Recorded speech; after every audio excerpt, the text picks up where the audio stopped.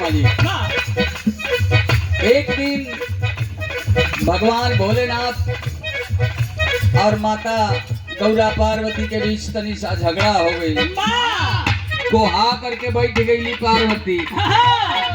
ऋषि आयल बिया जा करके भगवान अड़भंगी बाबा मनावा थे। कने की का हो ऐसे काहे बैठल बाड़ू? ए गौरा मनावत बड़ा अड़भंगी बाबा। हमरे मास्टर इशारा करत हो कैसे? बोलत नहीं खूब काहे, बोलत नहीं खूब काहे, खिसियाइल बाड़ू।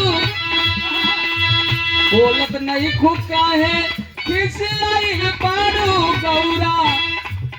ए गौरा रानी काहे इतना खिसियाइल बाड़ू? चेहरा पर तो हार उदासी अच्छा नहीं लगेला।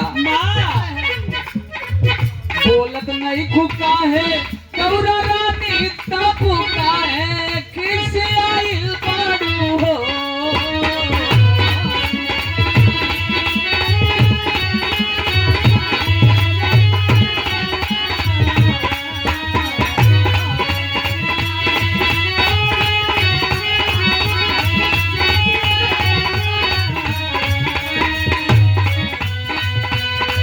बोलत नहीं खूब काहे गौरा रानी तू तब काहे खिसियाइल बाड़ू हो।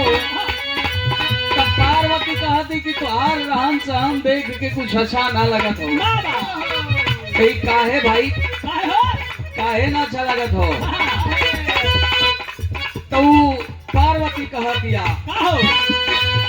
कि हमसे भंगिया ना पीसाई, एक गणेश के पापा सिलवत खिसियाइल